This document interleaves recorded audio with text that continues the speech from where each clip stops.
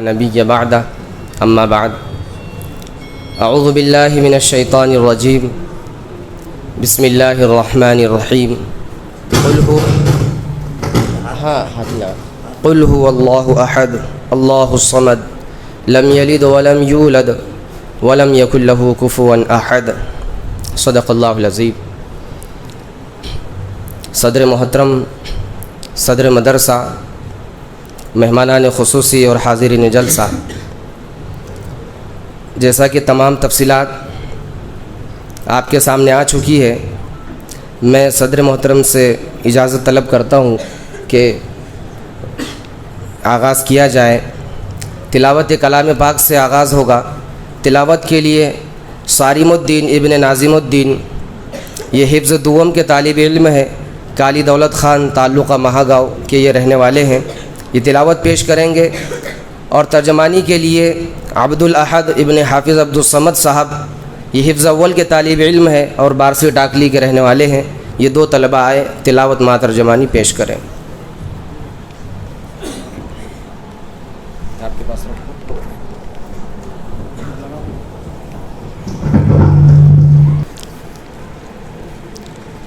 اعوذ باللہ من الشیطان الرجیم، میں پناہ چاہتا ہوں اللہ کی شیطان مردود کے شر سے۔ بسم اللہ الرحمن الرحیم، شروع کرتا ہوں اللہ کے نام سے جو بڑا مہربان نہایت رحم فرمانے والا ہے۔ وَإِذْ قُلْنَا لِلْمَلَائِكَةِ اسْجُدُوا لِآدَمَ فَسَجَدُوا إِلَّا إِبْلِيسَ أَبَىٰ۔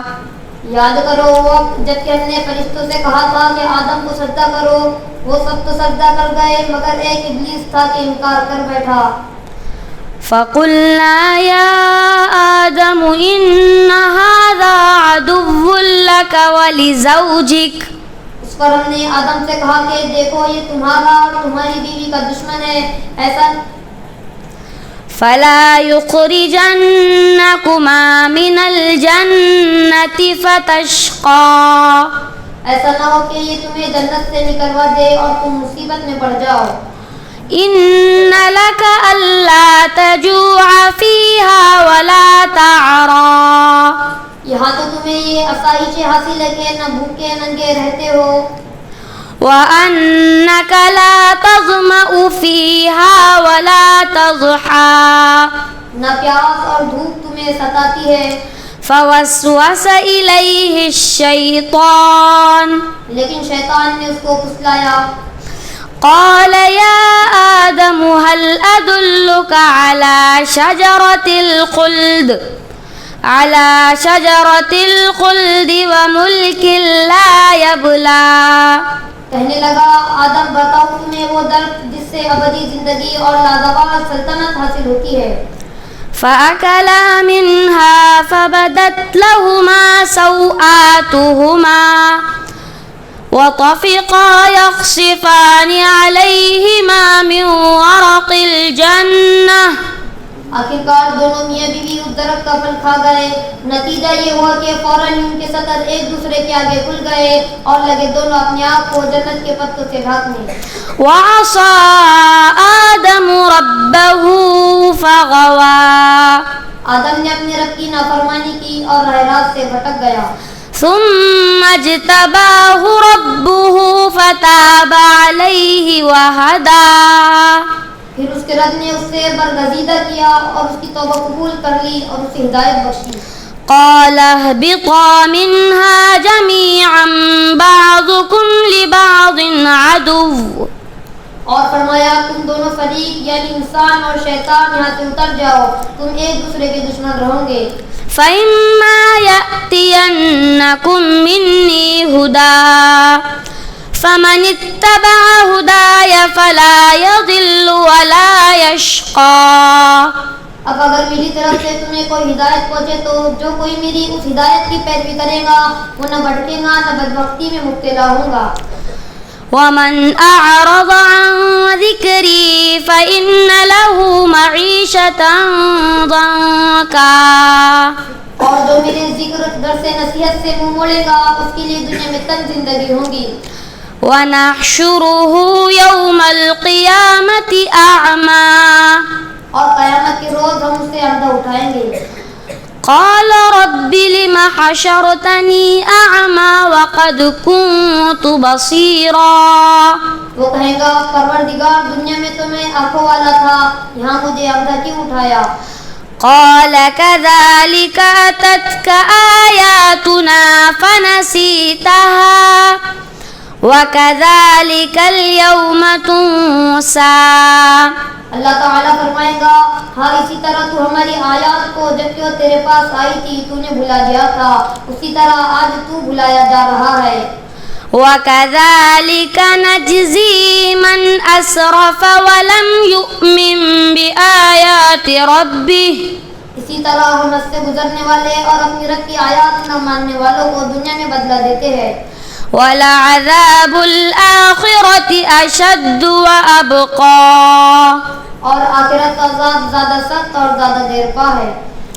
أَفَلَمْ يَهْدِ لَهُمْ كَمْ أَهْلَكْنَا قَبْلَهُمْ مِنَ الْقُرُونِ يَمْشُونَ فِي مَسَاكِنِهِمْ. پھر کہ ان لوگوں کو تاریخ کے سبق سے کوئی ہدایت نہ ملی کہ ان سے پہلے کتنی قوموں کو ہم ہلاک کر چکے ہیں جن کی برباد شدہ بستیوں میں آج یہ چلتے پھرتے ہیں. إِنَّ فِي ذَلِكَ لَآيَاتٍ لِأُولِي النُّهَى. در حقیقت اس میں بہت سی نشانیاں ہیں ان لوگوں کے لیے جو عقل سلیم رکھنے والے ہیں. صدق اللہ العظیم. سچ فرمایا اللہ رب العزت نے جو بڑی عظمت والا ہے.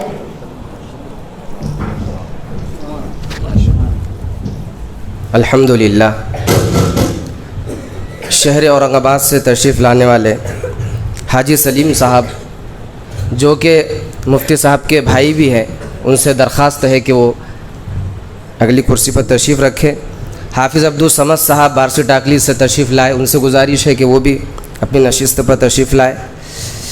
اس کے بعد میں حمد پیش کرنے کے لیے دعوت دیتا ہوں امید العظیم ابن مولوی عباد اللہ خان صاحب شمسی. یہ دنیا دوم کے طالب علم ہیں اور پوسد کے رہنے والے ہیں, وہ حمد پیش کریں گے.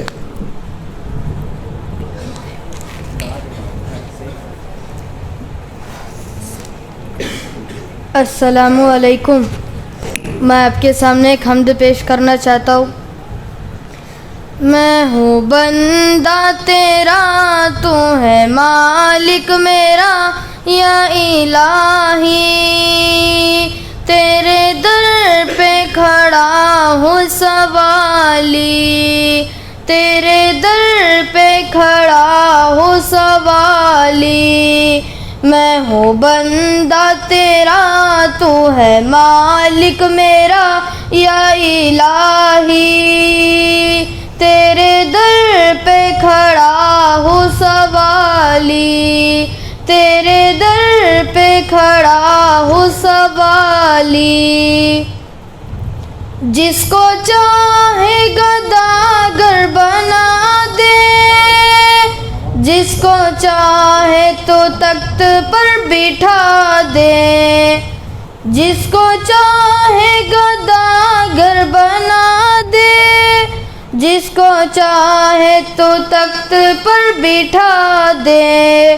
تو ہے مالک یکتا تجھ سا کوئی کہا یا الہی, تیرے در پہ کھڑا ہوں سوالی, تیرے در پہ کھڑا ہوں سوالی. میں ہوں بندہ تیرا تو ہے مالک میرا یا الہی, تیرے در پہ کھڑا ہوں سوالی, تیرے در پہ کھڑا ہوں سوالی.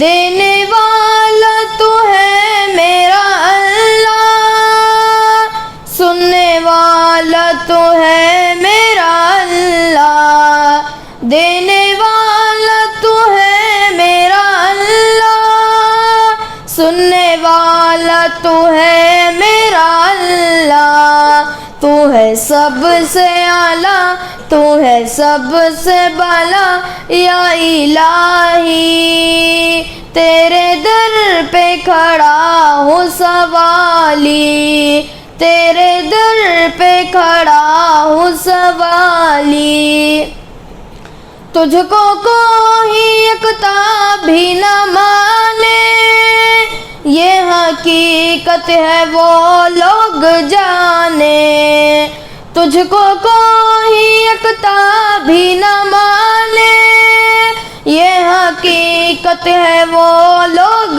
جانے آگ ان کی سزا ہوگی روز جزا یا الہی تیرے در پہ کھڑا ہوں سوالی تیرے در پہ کھڑا ہوں سوالی تو نے پانی میں مچھلی کو پالا تو نے پتھر سے کیڑا نکالا تو نے پانی میں مچھلی کو پالا تو نے پتھر سے کیڑا نکالا تو ہے سب سے اعلیٰ تو ہے سب سے جدا یا الہی تیرے در پہ کھڑا ہوں سوالی تیرے در پہ کھڑا ہوں سوالی کوئی معبود تیرا نہیں ہے تیرے محتاج یا رب سبھی ہے کوئی معبود تیرا نہیں ہے تیرے محتاج یا رب سبھی ہے تو ہے مشکل کشا تو ہے حاجت روا یا الہی تیرے در پہ کھڑا ہوں سوالی تیرے در پہ کھڑا ہوں سوالی میں ہوں بندہ تیرا تو ہے مالک میرا یا الہی تیرے در پہ کھڑا ہوں سوالی تیرے در پہ کھڑا ہوں سوالی السلام سبحان اللہ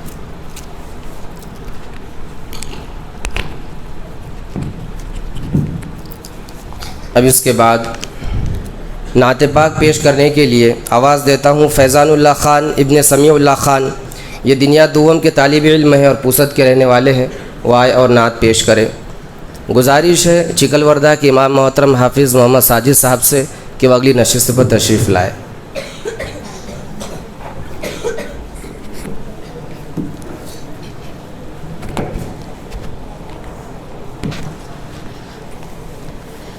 السلام علیکم میں آپ کے سامنے ایک نعت پیش کرنا چاہتا ہوں لہٰذا غور سماعت فرمائیں نبی اللہ رسول اللہ رسول اللہ حبیب اللہ نبی اللہ رسول اللہ رسول اللہ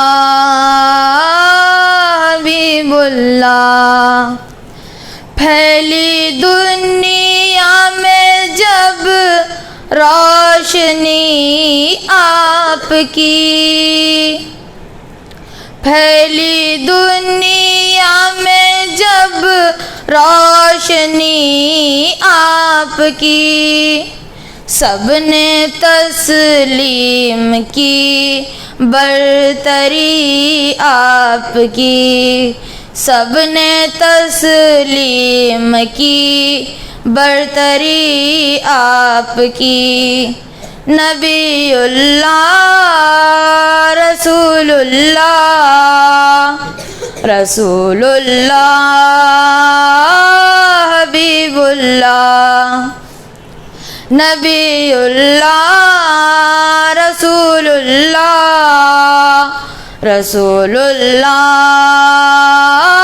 حبیب اللہ راہبر یوں تو لاکھوں ہوئے ہیں مگر، راہبر یوں تو لاکھوں ہوئے ہیں مگر، منفرد سب سے ہے رہبری آپ کی، منفرد سب سے ہے رہبری آپ کی۔ نبی اللہ رسول اللہ، رسول اللہ حبیب اللہ، نبی اللہ رسول اللہ، رسول اللہ حبیب اللہ۔ جان کے دشمنوں کی بھی بخشی خطا، جان کے دشمنوں کی بھی بخشی خطا، کوئی دیکھے کشادہ دلی آپ کی، کوئی دیکھے کشادہ دلی آپ کی۔ نبی اللہ رسول اللہ، رسول اللہ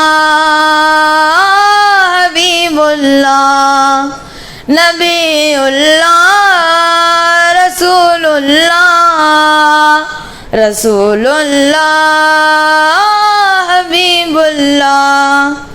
کوئی ثانی نہیں مصطفیٰ آپ کا، کوئی ثانی نہیں مصطفیٰ آپ کا، اسوہ حسنہ ہے زندگی آپ کی، اسوہ حسنہ ہے زندگی آپ کی۔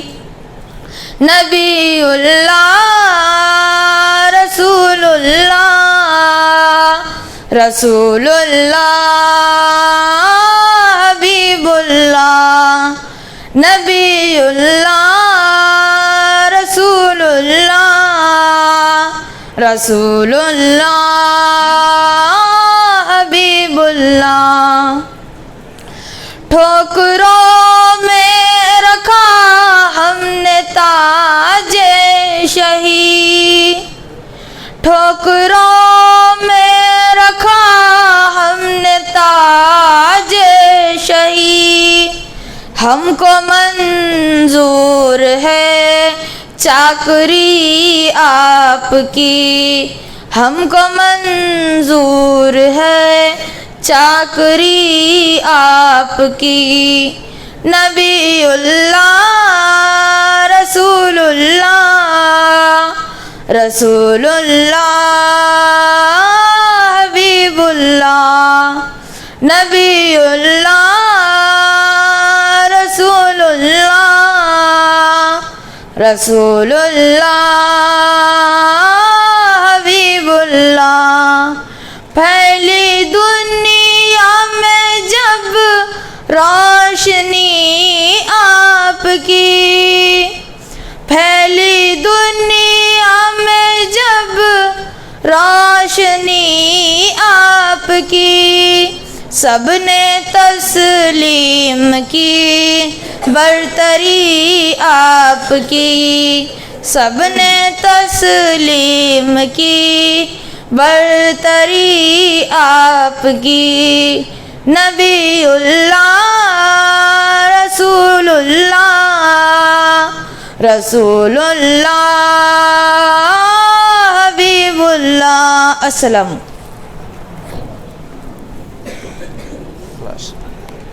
ماشاء اللہ۔ اس سے قبل کہ میں کسی کو بلاؤں، ایک اعلان آپ کی سماعتوں کے حوالے کرنا ہے کہ اس پروگرام کا جلسے کا ویڈیو بن رہا ہے، اور دارالعلوم اشاعت القرآن اس نام سے مدرسے کا ایک آفیشیل چینل ہے، آپ اس کو سرچ کیجئے اور اس کو لائک بھی کیجئے اور اس کو سبسکرائب بھی کیجئے، اور جن لوگوں نے سبسکرائب کیا ہے اور جو ہمارے رابطے میں ہے ان کو اس کا لنک بھی بھیج دیا جائے گا۔ اور آپ سے ادباً گزارش یہ ہے کہ اس کو آپ اپنے دوست احباب میں شیئر کریں۔ اب اس کے بعد حقوق والدین اس عنوان پر تقریر پیش کرنے کے لیے محمد اسامہ ابن محمد زید صاحب، یہ حفظ دوم کے طالب علم ہے اور پیپل گاؤں راجہ کے رہنے والے ہیں، وہ آئے اور تقریر پیش کریں۔ تعلقہ کھامگاؤں کا ایک دیہات ہے پیپل گاؤں راجہ قصبہ۔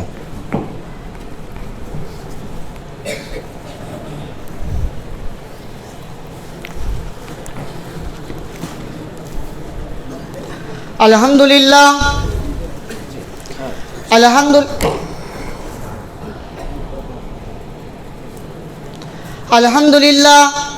الحمدللہ کفا وسلام علی عبادہ الذین اصطفى، اما بعد، قال اللہ تعالی فی القرآن المجید والفرقان الحمید، اعوذ باللہ من الشیطان الرجیم، بسم اللہ الرحمن الرحیم۔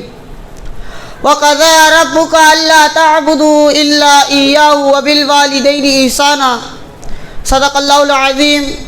اے ضیا ماں باپ کی سائے کی قدری نہ کر، اے ضیا ماں باپ کی سائے کی قدری نہ کر، دھوپ کاٹیں گی تجھے جب یہ شجر کٹ جائیں گے۔ محترم صدر جلسہ، مہمانان خصوصی اور حاضرین جلسہ، السلام علیکم ورحمۃ اللہ وبرکاتہ۔ آج کے جلسے میں میری تقریر کا عنوان ہے حقوق والدین۔ دعا کرے اللہ تعالیٰ مجھے صحیح کہنے اور ہم سب کو اس پر عمل کرنے کی توفیق نصیب فرمائے۔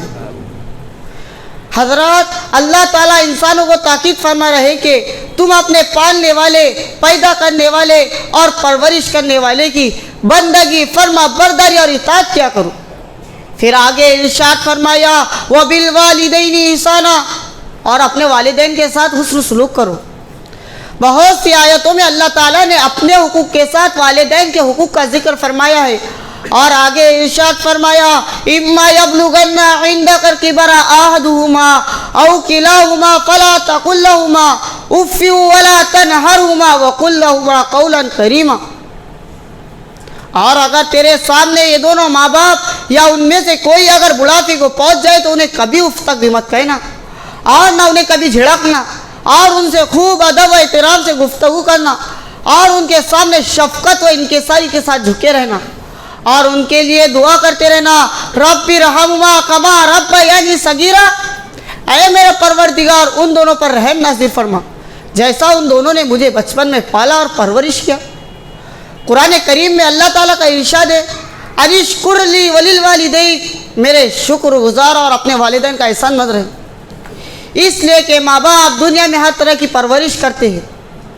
جاننا چاہیے جب انسان اپنی ماں کے رحم میں ہوتا ہے تو اس کی ماں حمل کے زمانے سے لے کر ولادت تک طرح طرح کی مشقتیں اور تکلیفیں برداشت کرتی ہے، اور پھر جب بچہ پیدا ہوتا ہے تو اسے دودھ پلاتی ہے، پاخانہ اور پیشاب صاف کرتی ہے، اور اس کی اذیت اور تکلیفوں کو برداشت کرتی ہے، اور اس پر اپنا آرام، اپنی راحت، اپنی جان و مال سب قربان کر دیتی ہے، صرف اس وجہ سے کہ بچے کو تکلیف نہ پہنچے۔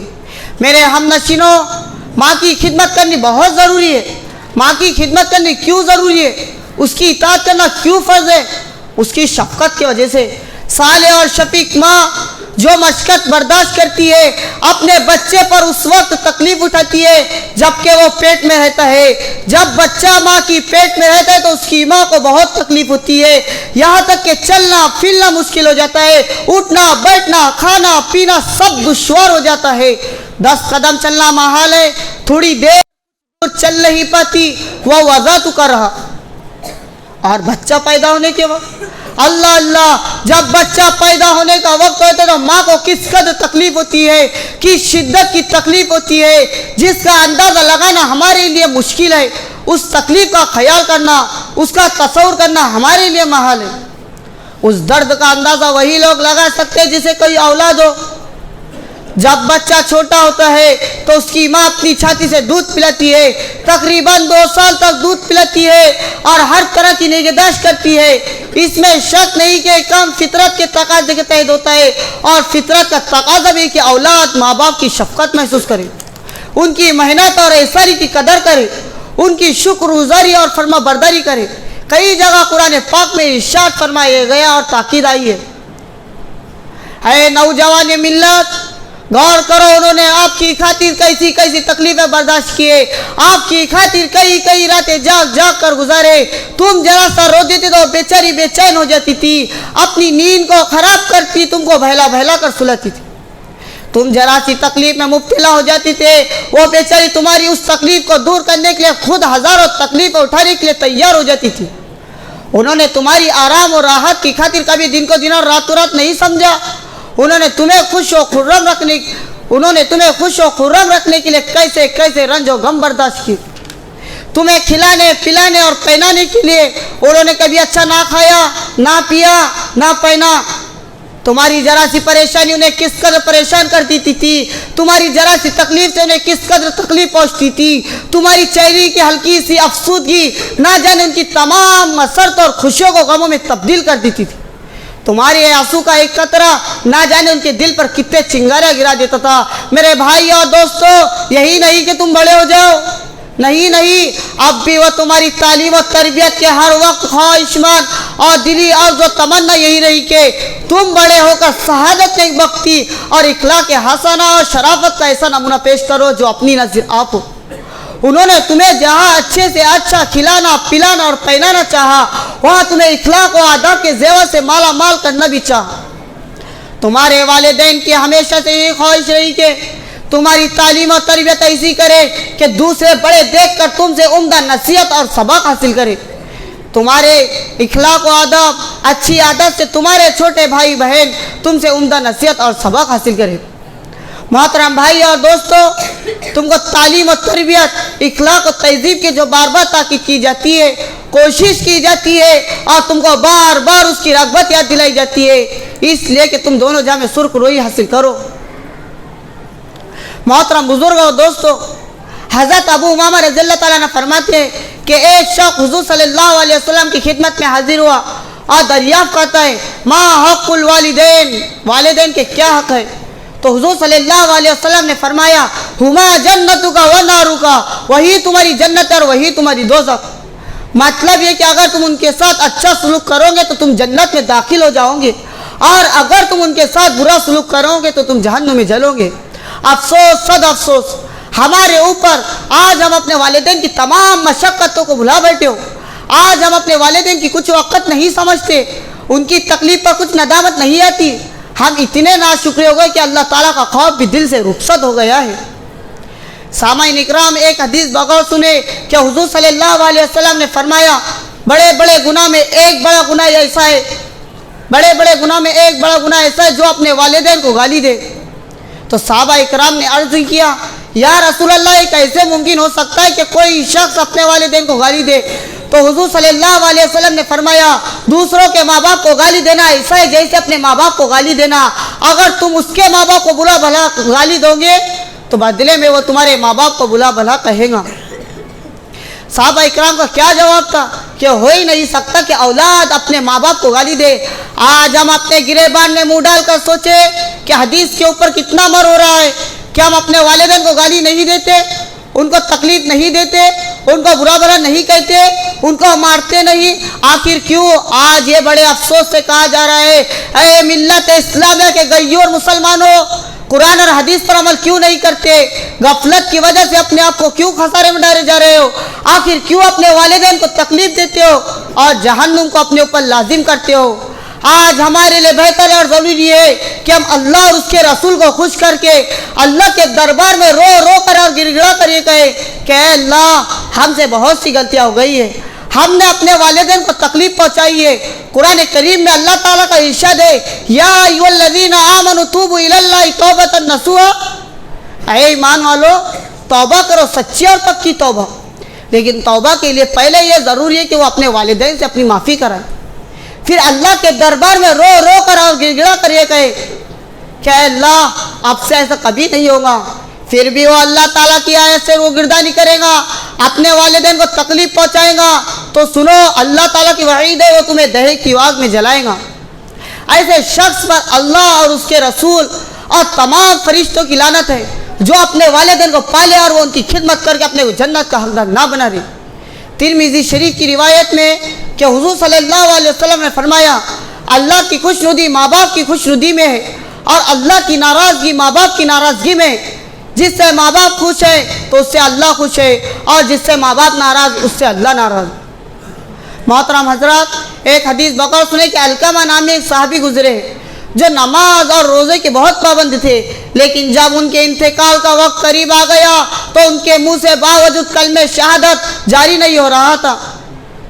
تو حضرت علقمہ کی بیوی نے حضور صلی اللہ علیہ وسلم کی خدمت میں ایک آدمی کو بھیج کر اس واقعے کی اطلاع کرائی۔ تو آپ صلی اللہ علیہ وسلم نے حضرت علقمہ کی والدہ کو اس کی اطلاع کرائی۔ تو آپ صلی اللہ علیہ وسلم نے فرمایا تم میرے پاس آتی ہے کہ میں خود تمہارے پاس میں آ جاؤں؟ تو انہوں نے فرمایا، حضرت علقمہ کی بوڑھی ماں نے کہا کہ یا رسول اللہ صلی اللہ علیہ وسلم تم پر میرے ماں باپ قربان، میں تم کو تکلیف دینا نہیں چاہتی ہوں، میں خود تمہاری خدمت میں حاضر ہوتی ہوں۔ چنانچہ علقمہ کے متعلق کچھ دریافت کیا تو اس بوڑھی نے کہا کہ علقمہ نہایت نیک آدمی ہے، لیکن وہ اپنی بیوی کے مقابلے میں ہمیشہ میری نافرمانی کرتا ہے، اس لیے میں اس سے ناراض ہوں۔ تو آپ صلی اللہ علیہ وسلم نے فرمایا اگر تو اس کی خطا معاف کر دے تو وہ اس کے حق میں بہتر ہے۔ تو اس بوڑھی نے انکار کر دیا۔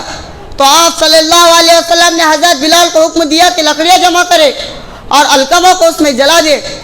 بوڑھی یہ سن کر گھبرا گئی، اس نے حضور صلی اللہ علیہ وسلم سے دریافت کیا کیا تم میرے بچے کو جلاؤ گے؟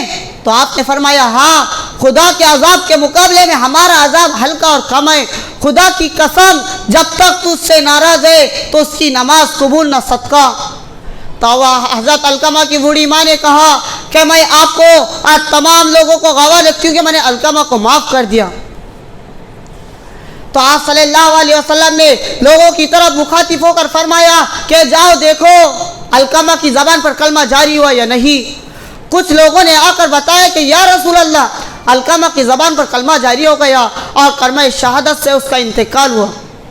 تو آپ صلی اللہ علیہ وسلم نے فرمایا حضرت علقمہ کی کفن اور غسل کا حکم دیا اور خود جنازے میں تشریف لے گئے۔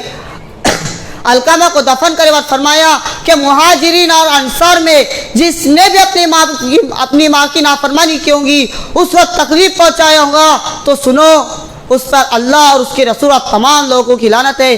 آئیے دعا کرتے ہیں کہ اللہ تعالی ہم سب کو ماں باپ کے ساتھ حسن سلوک کرنے والا بنا دے، ان کے حقوق کو پورا کرنے والا بنا دے، آمین۔ وآخر دعوانا ان الحمدللہ رب العالمین وما علینا الا البلاغ۔ ماشاء اللہ، اللہ تعالی ہم سب کو اپنے والدین کا قدردان بنائے، اور جن کے والدین یا ان میں سے کوئی اس دنیا سے رخصت ہو چکے ہیں ان کی مغفرت فرمائے۔ اب اس کے بعد انگریزی تقریر کے لیے، انگلش میں تقریر کرنے کے لیے جن کا عنوان ہے توحید، میں دعوت دیتا ہوں شیخ فرحان ابن عبد الرحیم قریشی۔ یہ حفظ دوم کے طالب علم ہے اور پوسد کے رہنے والے ہیں، وہ آئے اور انگلش میں تقریر پیش کریں۔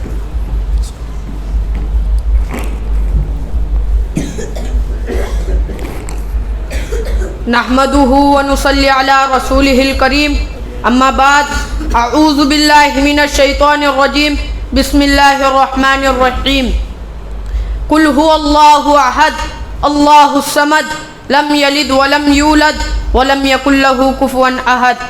محترم صدر جلسہ، مہمانان خصوصی اور سامعین کرام، السلام علیکم ورحمۃ اللہ وبرکاتہ۔ My topic is monotheism یعنی توحید۔ May peace be with us as we gather here today in this wonderful occasion. I would like to share with you the importance of Tawheed, especially for us as the younger generation, as it is one of the defining teachings of Islam. A noble scholar, Abdul Rahman ibn Nasir al-Sa'di rahimahullah, once said, know that Tawheed in the unrestricted sense is the knowledge and the acknowledgement that the Lord Allah is singled out with all the attributes of perfection, and it is to affirm that He is singled out with all the attributes of greatness and majesty, and it is to single Him out alone with all worship. Tawheed is the defining doctrine of Islam. It declares absolute monotheism, the unity and uniqueness of the Almighty God Allah as creator and sustainer of the universe, used by the Islamic reformers and activists as an organizing principle for human society and the basis of religious knowledge, history, metaphysics, aesthetics and ethics, as well as social, economic and world order. Sitting from the wonderful Quran verse, Allah describes Himself as the only one, most powerful, ever living Lord of us. It is He who has created and administers the universe with all that is in it. Thus, essentially, Tawheed in the Arabic language means attributing oneness to Allah and describing Him as being one and unique with no partner or peer in His essence and attributes. The belief also affirms Muhammad as the messenger of Allah, the bringer of Islam, teachings to the world. Verily we have sent to every nation a messenger saying, worship Allah and avoid the worship of false God. In Islam, by believing in all aspects of Tawheed, namely Rububiyyah, the belief to disavow all other power beside the power of Allah, Uluhiyyah, self-hindrance towards the acts of shirk, and Asma wa Sifat, to have the knowledge to affirm all of Allah's mighty names and attributes. This lies as the greatest foundation of our belief. It is of utmost importance to accept as true in all three, not one or namely two. One might of the oneness of the mighty Allah, the most gracious, and to have faith in all His names and attributes. However, it is also indispensable to obstruct in the acts of shirk in our daily life in order to fully commit to the belief of true Tawheed. Related by a Muslim hadith, the Prophet Muhammad, peace be upon him, himself commits to Tawheed by reciting Surah Al-Kafirun and Al-Ikhlas in the Sunan of Fajr and end with reciting these two surah in the Witr prayer. Bukhari also stated, the Prophet Muhammad, peace be upon him, ordered his companions to preach the teachings of Tawheed to various communities, spreading the word of the oneness of Allah. According to Ahmad, the Prophet Muhammad, peace be upon him, your Lord is one, you are from Adam, and Adam was created from dust. Arab is not superior to a non-Arab, nor a white person or a black person, except for his her piety and righteousness. Wa akhiru da'wana anil hamdulillahi rabbil alamin. शाबाश, माशाअल्लाह। ये अंग्रेज़ी तकरीर जिससे आप मुस्तफ़ीद हो रहे थे, अल्हम्दुलिल्लाह दारुल इशाअतुल कुरान में जहाँ कुरान की तालीम से तलबा मुस्तफ़ीद होते रहते हैं, दुनिया से मुस्तफ़ीद होते रहते हैं, तो वहीं पर इंग्लिश, मराठी और रियाज़ी से भी तलबा मुस्तफ़ीद होते रहते हैं। यहाँ पर इंग्लिश, मराठी और रियाज़ी ज़ोहर के बाद से इसके पीरियड्स होते हैं, और पूसद के एक टीचर जो स्कूल में टीचर भी है वो यहाँ पर भी वक्त देते हैं, अल्हम्दुलिल्लाह। और इसी तरह जो तलबा 10वीं और 12वीं के साल से गुज़रते हैं उनकी खुसूसी मश्क कराई जाती है। तकरीबन 15 से ज़ायद तलबा अभी इसलिए गैर हाज़िर है कि वो 10वीं और 12वीं के लिए अपने घर गए। अब इसके बाद मैं एक उन्वान के तहत एक तालिब इल्मों को आवाज़ दूंगा, जो उन्वान हिंदुस्तानी मुसलमानों का हाल और मुस्तक़बिल। इस उन्वान पर हुज़ैफ़ अली इब्न अय्याज़ अली, ये हिफ्ज़ अव्वल के तालिब इल्म हैं और शहर उमरखेड़ के रहने वाले हैं, वो आए और तकरीर पेश करें।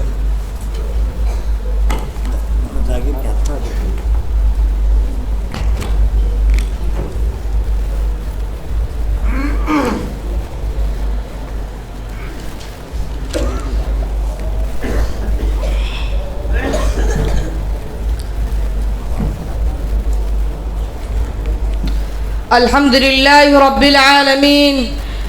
الصلاة والسلام على رسوله الأمين. أما بعد، فقد قال الله تبارك وتعالى في القرآن المجيد: أعوذ بالله من الشيطان الرجيم، بسم الله الرحمن الرحيم.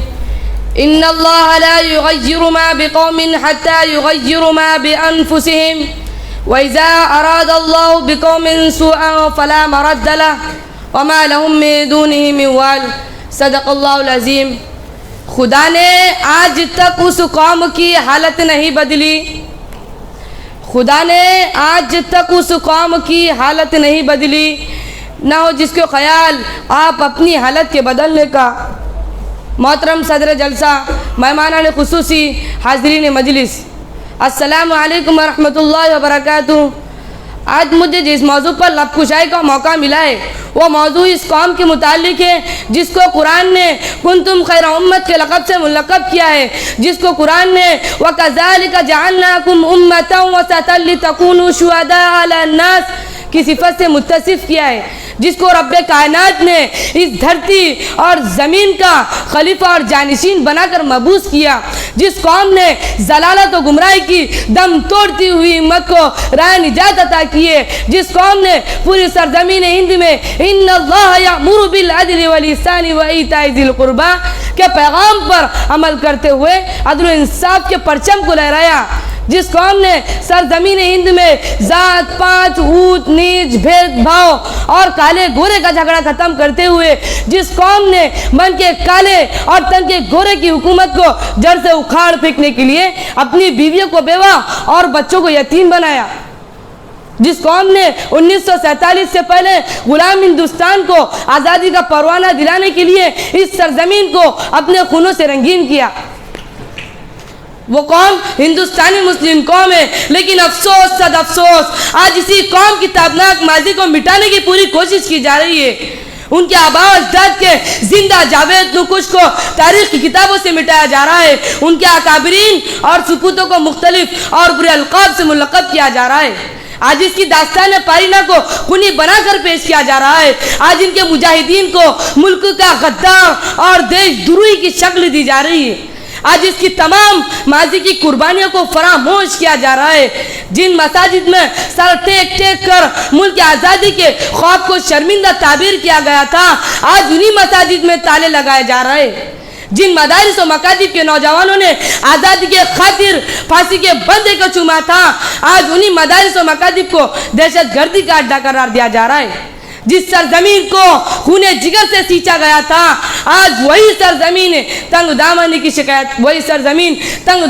شکایت کر رہی ہے۔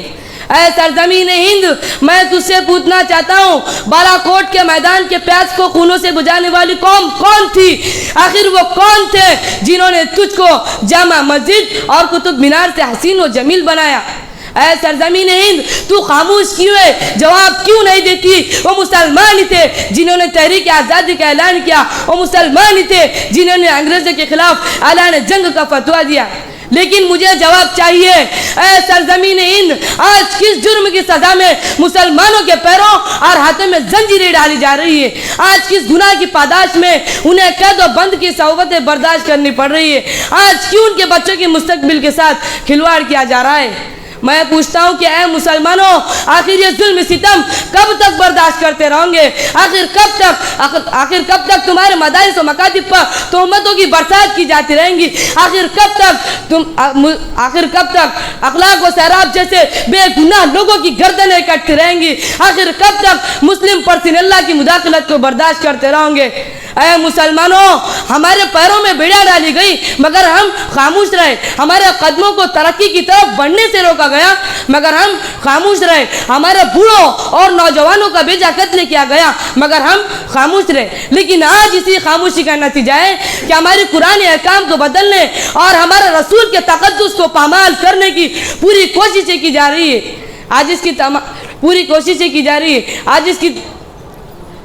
اس کی تمام ماضی کی قربانیوں کو ہمارے پروں آج پارلیمنٹ، راجیہ سبھا اور عدالت عظمیٰ میں بھی ہمارے خلاف آوازیں بلند کی جا رہی ہیں، صدا حق صدا بصرہ ثابت ہو رہی ہے۔ اے لا الہ کے وارث، باقی نہیں ہے تجھ میں گفتار دل برانا، کردار کا ہیرانا، تیری نگاہ سے دل سینوں میں کانپتے تھے، کھویا گیا ہے تیرا جذبے کلندرانہ۔ اے مسلمانوں، اگر ایک طرف ہمیں دشمنوں کی طرف سے شکایت ہے تو وہی دوسری طرف ہمیں مسلم قوم سے گلا شکوہ ہے۔ اگر ہم نے قرآن و حدیث کو مشعل راہ بنایا ہوتا تو آج ہمارا راستہ تاریخ نہ ہوتا، اگر ہم نے اخوت و بھائی چارگی کے دامن کو مضبوطی سے تھاما ہوتا تو آج دشمنان اسلام کو خندزنی کا موقع نہ ملتا۔ اگر ہم نے اب ہماری ماؤں اور بہنوں پر بیجا ظلم نہ کیا ہوتا تو آج حکومت ہند کو مفتی بننے کا موقع نہ ملتا. اگر ہم نے اپنی تاریخ کا مطالعہ کیا ہوتا تو آج ہمارے مسلم نوجوانوں کا خون سرد نہ پڑتا. اگر ہم نے سلمان و شاہ رخ جیسے بے وقوفوں کو اپنا آئیڈیل نہ بنایا ہوتا تو آج ہمارے رسول کے ذات پر کیچڑ نہ اچالا جاتا. اگر ہم نے اتحاد و اتفاق کی رسی کو مضبوطی سے تھاما ہوتا تو آج کاسے گنج کے نام و نہاد ہندو قوم کی لگائی ہوئی آگ میں جلنا نہ پڑتا. مجھے اس تلخی نوائی پر معاف کیا جائے. اے مسلمانوں، اگر ہم نے اپنے گھروں میں ٹی وی اور ریڈیو کا استعمال نہ کیا ہوتا تو آج قرآن کی بے حرمتی کا دشمنوں کو موقع نہ ملتا. اگر ہم نے مساجد و مدارس کو آباد کیا ہوتا تو آج شرپسند عناصر کو بد نظری کی ہمت نہ ہوتی. اگر ہم نے دین و سیاست کا بٹوارہ نہ کیا ہوتا تو آج قارونیت کو دندنانے کا موقع اور فرعونیت کو رقص کرنے کی جرت نہ ہوتی. اگر ہم نے دنیاوی اور اخروی علوم کو حد فاصل نہ کیا ہوتا تو آج ہماری اولاد سلطان صلاح الدین ایوبی، امام ابن تیمیہ، علامہ ابن قیم، امام غزالی اور ابن خلدون کی شکل میں پورے ہندوستان کے مسلمانوں کے مستقبل کو سنوارنے اور چمکانے کا کام انجام دیتی ہے. اگر ہم نے علماء کرام کو اپنے پلکوں پر بٹھایا ہوتا، انہیں اپنے دلوں میں اتارا ہوتا، ان کے راہوں میں گلدستوں کے بچھایا ہوتا، ان کی ذات پر کیچڑ نہ اچالا ہوتا، ان کے دامن کو داغدار نہ کیا ہوتا تو رب کعبہ کی قسم آج ان پر دہشت گردی کا الزام نہ لگایا جاتا. آج دشمنوں کو ان کے خلاف پروپیگنڈا کا موقع نہ ملتا. آج یہ علماء کرام ملک و ملت کے لیے آفتاب و مہتاب ہوتے. اے مسلمانوں، قرآن روتا رہا مگر ہم دیکھتے رہے، حدیث آنسو بہاتی رہی مگر ہم بے اعترائی برتتے رہے، مظلوموں پر ظلم ہوتا رہا مگر ہم ہنستے رہے، ظالم ظلم کرتا رہا مگر ہم خاموشی کا لبادہ اوڑے رہے. جبکہ حدیث پکار رہی ہے من رأى منكم منكرا فليغيره بيده فإن لم يستطع فبلسانه وإن لم يستطع فبقلبه. اور قرآن پکار رہا ہے وَأَقِيمُوا الْوَزْنَ بِالْقِسْطِ وَلَا تُخْسِرُوا الْمِيزَانَ. سامعین بزم، آج مسلمان ہند جن حالات کا سامنا کر رہے وہ بڑے مناک و دردناک ہے. انہیں غلامی و محکومی، پسماندگی اور درماندگی، انتشار و خلفشار، ذلت و نکبت کا سامنا کرنا پڑ رہا ہے. اور چپ و راست سے یہ صدا آ رہی ہے کہ کل کون تھے آج کیا ہو گئے تم، ابھی جاگتے تھے ابھی سو گئے تم. اے مسلمانوں، اس کی وجہ صرف اور صرف یہ ہے کہ علامہ اقبال نے کیا خوب کہا ہے، گواہ دی ہم نے جو اسلاف سے میراث پائی تھی، سریا سے زمین پر آسمان نے ہم کو دے مارا. اے مسلمانوں، کن کن زخموں کو دکھاؤں، کن کن دستروں کا تذکرہ کروں، کن کے سامنے اپنے درد دل کا اظہار کروں. اگر ایک طرف برادران وطن ہمارے قلعوں کو مسمار کرنا چاہتے ہیں تو وہی دوسری طرف ہم اختلافی مسائل میں پھنس کر اپنے حال مستقبل کو تاریخ کرنے میں لگے. اگر ہم نے اے مسلمانوں، اگر ہم نے آج بھی اتحاد و اتفاق کی رسی کو مضبوطی سے تھامنے کی کوشش کی، قرآن و حدیث کو اپنے سینے میں چمٹانے کی کوشش کی، محمد عربی صلی اللہ علیہ وسلم کو اپنا آئیڈیل و رہنما بنا لیا تو یاد رکھو قرآن آج بھی صدا لگا رہا ہے وعد اللہ الذین آمنوا منکم وعملوا الصالحات لا یستخلفنہم فی الارض.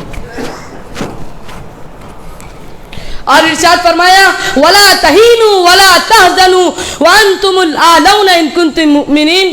کہ اے مسلمانوں، تمہیں ڈرنے کی کوئی ضرورت نہیں، یہ ہندوستان کیا پوری دنیا بھی تمہارے سامنے سر نہیں ہو سکتی ہے، مگر شرط یہ ہے کہ تمہارا ایمان مضبوط ہو. اللہ تبارک و تعالیٰ سے دعا ہے کہ تمام مسلمانان ہند کو شرور فتن سے محفوظ فرمائے. میں اس شعر پر اپنی تقریر ختم کرنا چاہتا ہوں. یہ خاموشی کہاں تک لذت فریاد پیدا کر، یہ خاموشی کہاں تک لذت فریاد پیدا کر، زمین پر تو ہو اور تیری صدا ہو آسمانوں میں، نہ سمجھوں گے تو مٹ جاؤں گے ہندوستان والوں، تمہاری داستان تک بھی نہ ہوں گی داستانوں میں. وآخر دعوانا ان الحمدللہ رب العالمین. ماشاءاللہ. اب اس کے بعد میں عربی تقریر پیش کرنے کے لیے، جس کا عنوان ہے القرآن دستور الانسانیہ، آواز دیتا ہوں حسن البنا ابن احسان اللہ خان صاحب. یہ حفظ اول کے طالب علم ہیں اور جن کا حفظ الحمدللہ پچھلے سال مکمل ہوا ہے اور اس سال انہوں نے دور کیا ہے. یہ بارسی ٹاکلی کے رہنے والے ہیں، وہ آئے اور اپنی تقریر پیش کریں.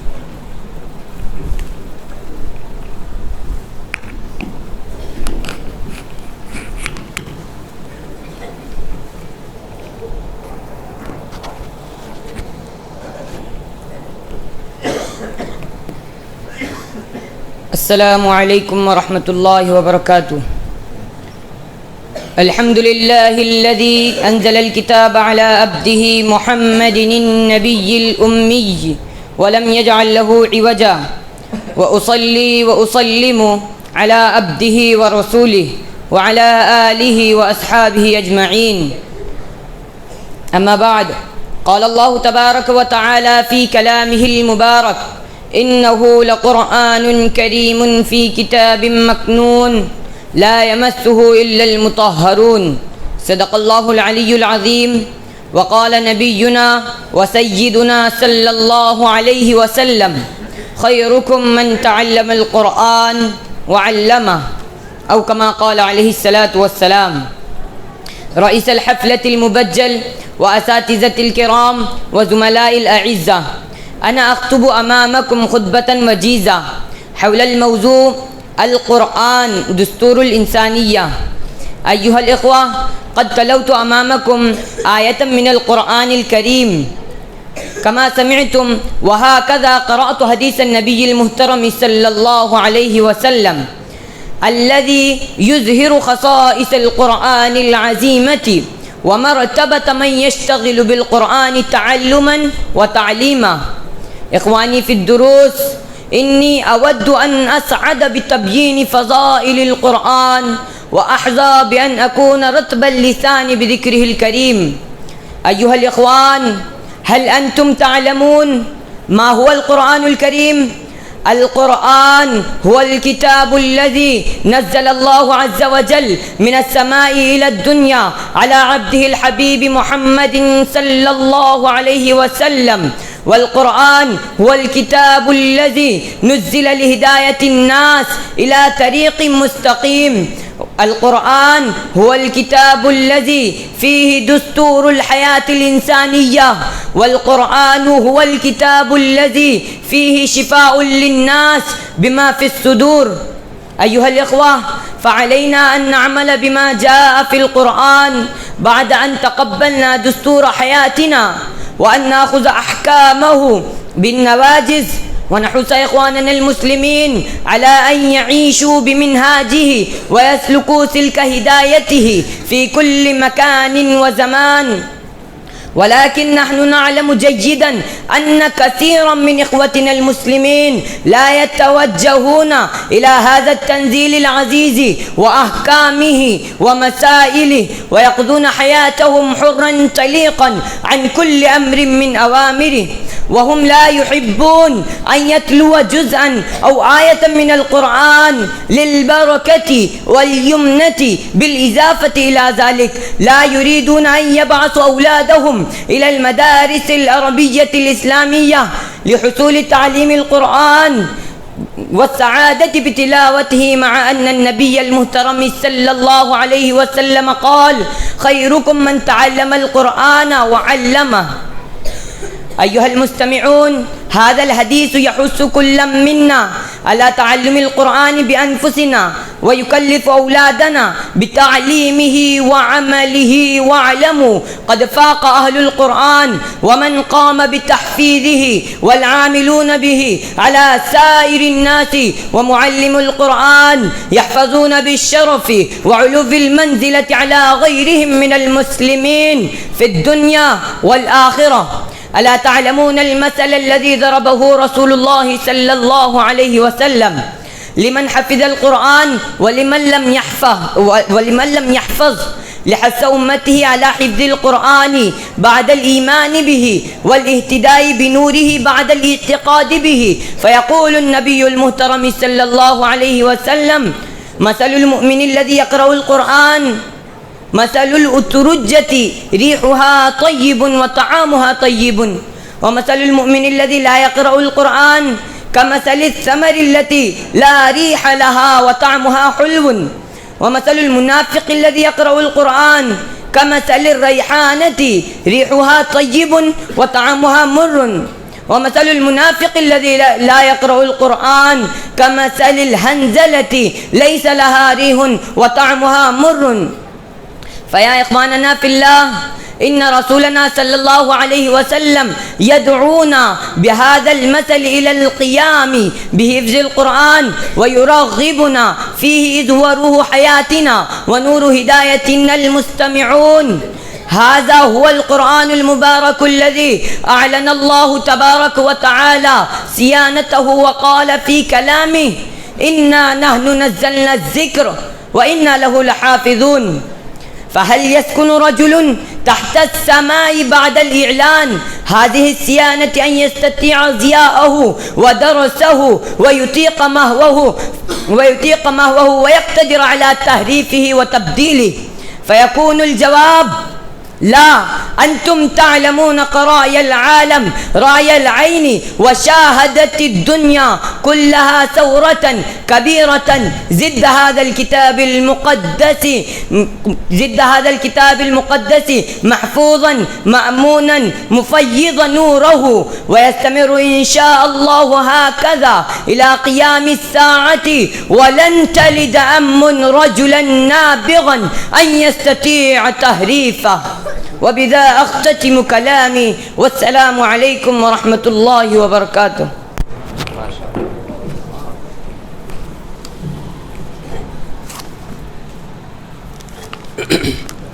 ماشاء اللہ، عربی تقریر آپ سماعت فرما رہے تھے. سننے کے ساتھ آپ نے بھی محسوس کیا ہوگا کہ یہ تقریر صرف تقریر نہیں بلکہ شعوری طور پر کی جانے والی تقریر لگ رہی تھی. جو الفاظ سنائی دے رہے تھے اس کے اشارے بھی بجا تھے، الحمدللہ. اب اس کے بعد قرآن کا چیلنج، اس عنوان پر تقریر پیش کرنے کے لیے اس کے بعد قرآن کا چیلنج، اس تقریر کو پیش کرنے کے لیے سید ابرار ابن سید جیلانی صاحب، یہ حفظ دوم کے طالب علم ہے اور مدکھیڑ کے رہنے والے ہیں، اور الحمدللہ اس سال انہوں نے حفظ کی تکمیل بھی کی ہے، اور ان کے پروگرام کے بعد الحمدللہ ان کو سند بھی دی جائے گی. وہ آئے اور تقریر پیش کریں.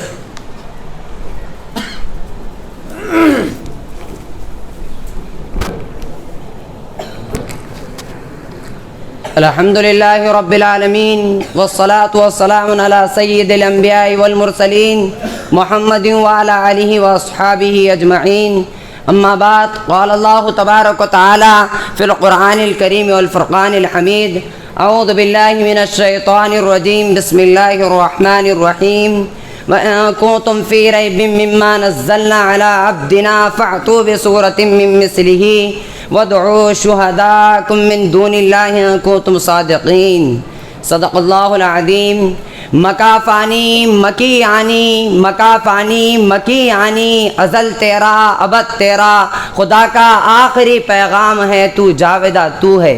محترم صدر جلسہ، مہمانان خصوصی اور حاضرین جلسہ، محترم حضرات، میں نے آپ حضرات کے سامنے ابھی قرآن پاک کی ایک چھوٹی سی آیت تلاوت کی ہے، جس میں اللہ تبارک و تعالیٰ نے فرمایا ہے کہ یہ قرآن جو محمد عربی صلی اللہ علیہ وسلم تمہیں پڑھ کر سناتے ہیں، اس کے علوم و معارف تمہارے سامنے بیان کرتے ہیں، اس کی صداقت و سچائی کا اعلان کرتے ہیں، اور تم یہ سمجھتے ہو، تمہارا یہ خیال ہے کہ وہ اسی کا کلام ہے، آسمانی وحی نہیں ہے، میری طرف سے نازل نہیں ہوا ہے. تم میرے حبیب کو جھٹلاتے ہو، اور تم میں سے کہنے والے کہتے ہیں لو نشاء لقلنا مثل هذا، اگر ہم چاہتے تو اس جیسا کلام ہم بھی پیش کر دیتے. تو آؤ، تمہارے لیے راستہ صاف ہے، تم بھی انسان ہو، تم بھی اسی خطے کے رہنے والے ہو.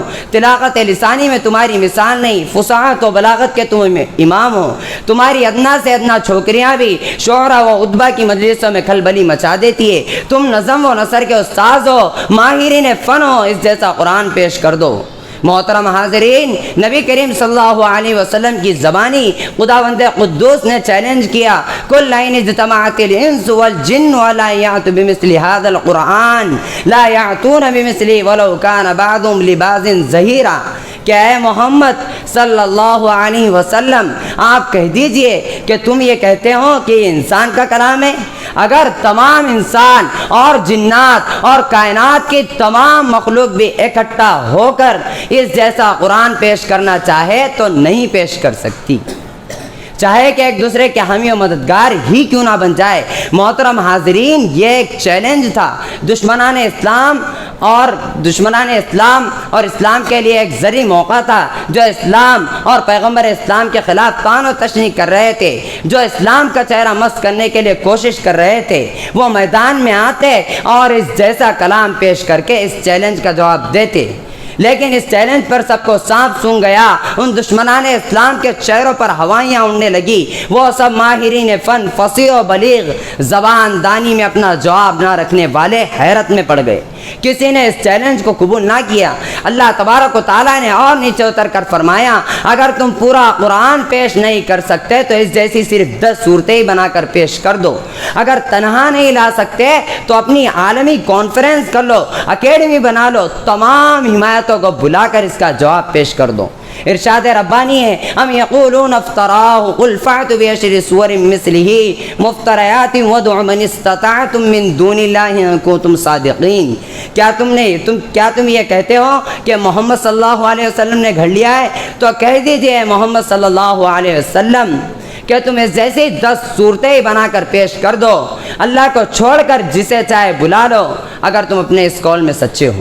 محترم حاضرین، اس چیلنج پر بھی عرب کے معاشرے سے کوئی صدا بلند نہیں ہوئی، کسی کی رگے حمیت نہیں بھڑکی، کسی دل میں غیرت نہیں آئی، کسی طبیعت میں جوش و بار پیدا نہیں ہوا کہ وہ اس جیسا کلام پیش کر کے نبی کریم صلی اللہ علیہ وسلم کے خلاف ایک نیا محاذ کھڑا کر دیتے اور اس تحریک کو بیخ و بون سے اکھاڑ پھینکتے۔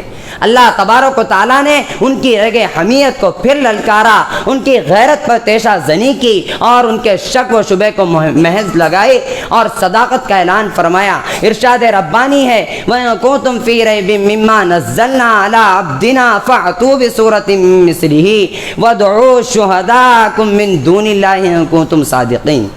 اگر تمہیں اس کلام میں ذرہ برابر بھی شبہ ہے اور تم یہ خیال کرتے ہو کہ محمد صلی اللہ علیہ وسلم اسے بنا کر لاتے ہیں، تو تم اس جیسی صرف ایک صورت بنا لو، اپنے معبودان باطلہ کو ساتھ لے لو، ان کا تعاون لے کر پوری قوم کو مجتمع کر کے انفرادانہ صحیح اجتماعی طریقے سے اس کی ایک صورت پیش کر دو۔ پھر اگلی صورت میں یہ چیلنج بھی ہے، وَلَا تَفْعَلُوا، کہ تم قیامت تک پیش نہیں کر سکتے۔ محترم حاضرین، آپ عرب قوم کی تاریخ پڑھیے، وہ قوم جاہل و ناخواندہ ضرور تھی، لیکن اس قوم میں شعرا و خطبہ، فصحا بلاغہ کا ایک جم غفیر تھا، زبان پر ان کو مکمل عبور تھا، ان کا ادنا سے ادنا فرد بھی اپنی زبان کے جادو سے مسحور کر لیا کرتا تھا، اور اس کے ساتھ ساتھ وہ قوم بڑی غیور، با حمیت اور حوصلہ مند تھی، ان کو للکارنا ہنسی کا کھیل نہ تھا۔ لیکن قرآن نے بھی زبردست چیلنج کیا، جب چاروں طرف سے آواز نہیں آئی تو پھر فرمایا فَلْيَأْتُوا بِحَدِيثٍ مِّثْلِهِ، کہ اس جیسی صرف ایک بات پیش کر دو۔ تمہاری طلاقت لسانی کے چرچے تو آسمان پر بھی ہیں۔ ایک چھوٹی سی سورت اِنَّا أَعْطَيْنَاكَ الْكَوْثَرَ فَصَلِّ لِرَبِّكَ وَانْحَرْ إِنَّ شَأْنِيَكَ هُوَ الْأَبْتَرُ لکھ کر باب کعبہ پر آویزہ کر دی۔ یہ سورت کافی دن تک کعبے کے دروازے پر لٹکتی رہی، لیکن وہ دشمنان اسلام، وہ تحریک اسلامی کو بیخ و بون سے اکھاڑ پھینکنے والے، وہ محمد عربی صلی اللہ علیہ وسلم اور آپ صلی اللہ علیہ وسلم کے اصحاب کے خون کے پیاسے، ان کا تو ایک صورت بنا کر مدعا حاصل ہو رہا تھا، بازی ان کے ہاتھ تھی، لیکن کہیں سے کوئی چو کی آواز بھی نہیں آئی، اللہ رے سناٹا آواز نہیں آتی۔ محترم حاضرین، قرآن کا یہ چیلنج صرف اہل عرب کے لیے نہیں تھا، بلکہ قیامت تک آنے والے تمام افراد سے متعلق ہے۔ یہ چیلنج آج بھی اہل دانش کو للکار رہا ہے۔ آج بھی جو قرآن کے خلاف اپنی ناپاک زبان استعمال کرتے ہیں، وہ اس چیلنج کو قبول کرے اور میدان میں آئے۔ محترم حاضرین، قرآن پاک دراصل اللہ تبارک و تعالیٰ کا کلام ہے۔ نبی کریم صلی اللہ علیہ وسلم بھی خود اس جیسا کلام بنا کر پیش نہیں کر سکتے۔ آپ صلی اللہ علیہ وسلم کی زبانی کہلوایا، کل ما یکون لی ان ابدلہ من تلقاء نفسی، اور اسی کے ساتھ ساتھ محترم حاضرین، اس معجزہ نمائی نے صرف 23 سال کے اندر ایک حیرت انگیز انقلاب برپا کر دیا تھا، ان تندخو گوار بدعوں کو علم و اخلاق کا پیکر بنا دیا تھا۔ آج بھی اسی کے اندر یہی تاثیر ہے، اس کے پڑھنے سے دل و دماغ روشن اور ضمیر بیدار ہوتا ہے۔ تو آئیے ہم اس معطر خزینے سے اپنے دامن کو بھر لے اور اس قرآنی خدمات کو اپنی زندگی کا مقصد بنا لے۔ اس شعر پر میں اپنی تقریر ختم کرتا ہوں، ہر کوئی مست ہے، میں ذوق تن آسانی ہے، تم مسلمان ہو یہ انداز مسلمانی ہے، حیدری فقر ہے نئے دولت عثمانی ہے، تم کو اسلاف سے کیا نسبت روحانی ہے، وہ معزز تھے زمانے میں مسلمان ہو کر اور تم خارب تاریخ قرآن ہو کر۔ وآخر دعوانا ان الحمدللہ رب العالمین۔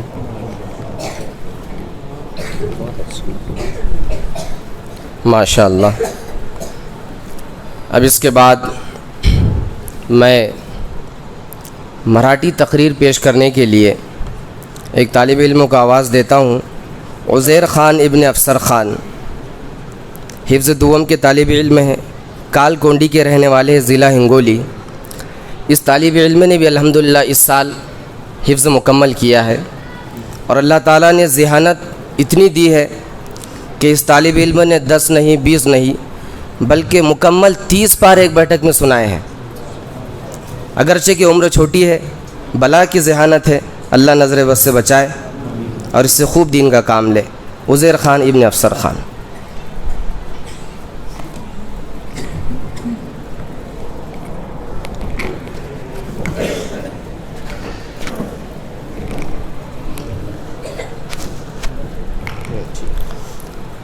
الحمد لله رب العالمين والصلاة والسلام على من لا نبي بعده أما بعد فقد قال الله تبارك وتعالى في القرآن المجيد والفرقان الحميد فأعوذ بالله من الشيطان الرجيم بسم الله الرحمن الرحيم قل للمؤمنين يغضوا من أبصارهم ويحفظوا فروجهم ذلك أزكى لهم إن الله خبير بما يصنعون صدق الله العظيم۔ कार्यक्रमाचे अध्यक्ष गुरुजन वर्ग आणि माझे मित्रांनो सगळ्यांना अस्सलामु अलैकुम व रहमतुल्लाहि व बरकातुह। आज माझ्या भाषणाचा विषय आहे पुरुषांना नजरानजरी करण्यापासून मनाई। कुराणमध्ये जिथे स्त्रियांना पडद्याचा गोषा आदेश दिला आहे तिथे पुरुषांना व स्त्रियांना कुराण दृष्टी नजर खाली ठेवण्यास आदेश देत आहे।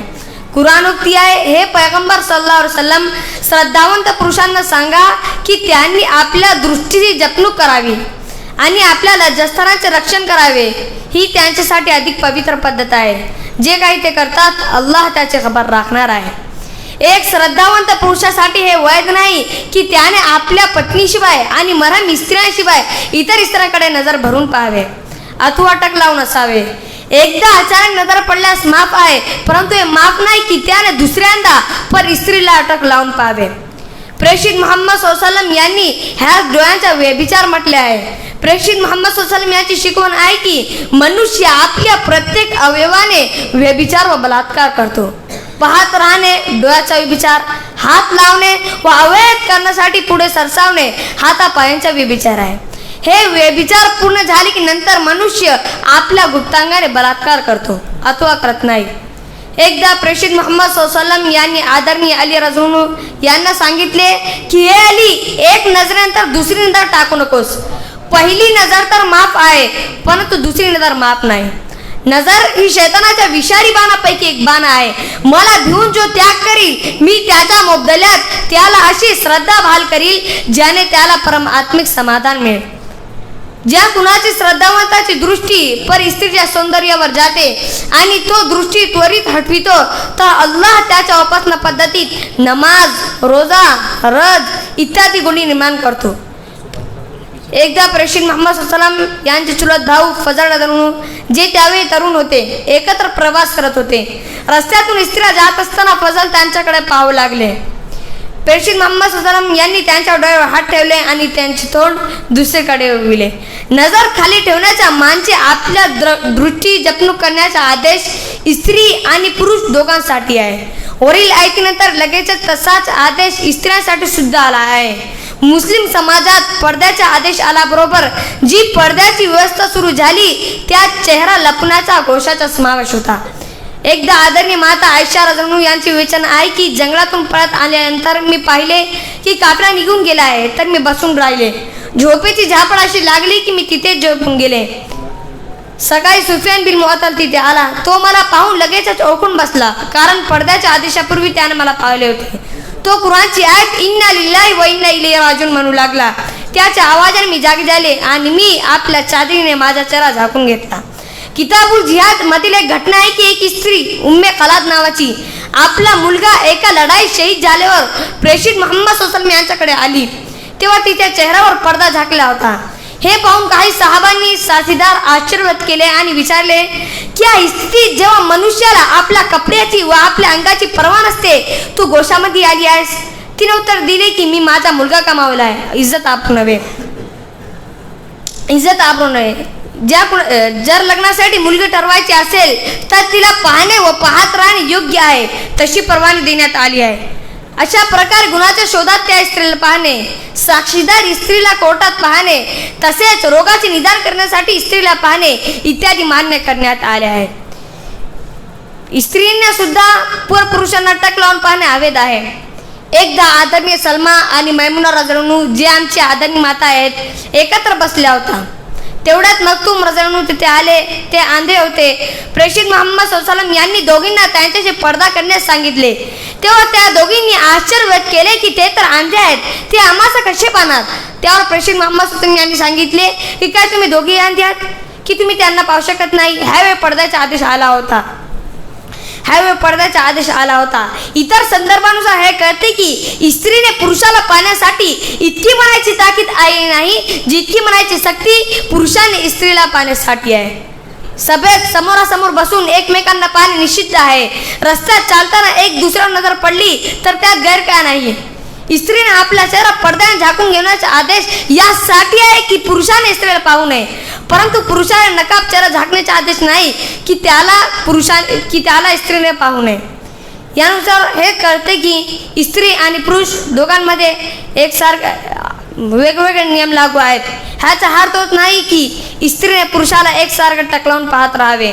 वाखिरु दावाना अनिल हम्दुलिल्लाहि रब्बिल आलमीन.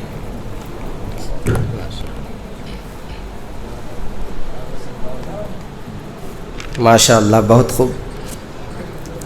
अब इस सेशन की आखिरी तकरीर सीरतुन नबी सल्लल्लाहु अलैहि वसल्लम इस उन्वान पर तकरीर के लिए अब्दुर्रहमान इब्न मोहम्मद अकील हिफ्ज़ अव्वल के तालिब इल्म हैं, ज़िला अकोला के रहने वाले हैं. वह आए और अपनी तकरीर पेश करें.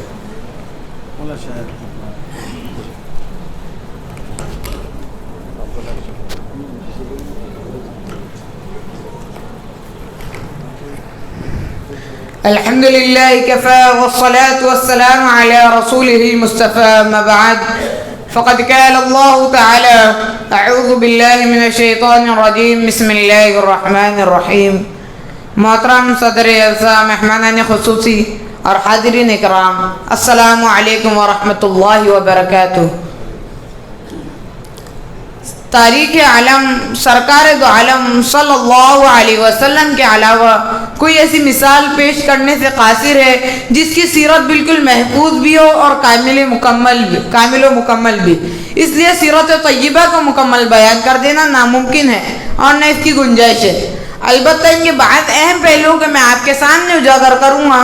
दुआ फरमाए अल्लाह तबारक व तआला अमल की तौफीक अता फरमाए. आमीन.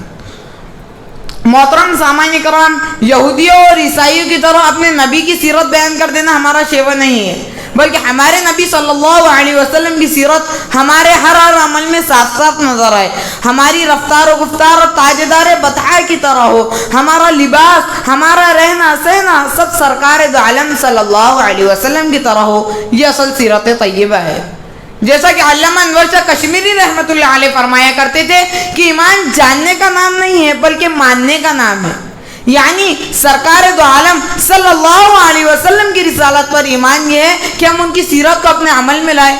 यही वजह है कि अल्लाह रब्बुल इज़्ज़त ने पूरी दुनिया वालों से फरमाया कि अगर जिंदगी गुजारना चाहते हो तो मेरे हबीब की तरह गुजारो.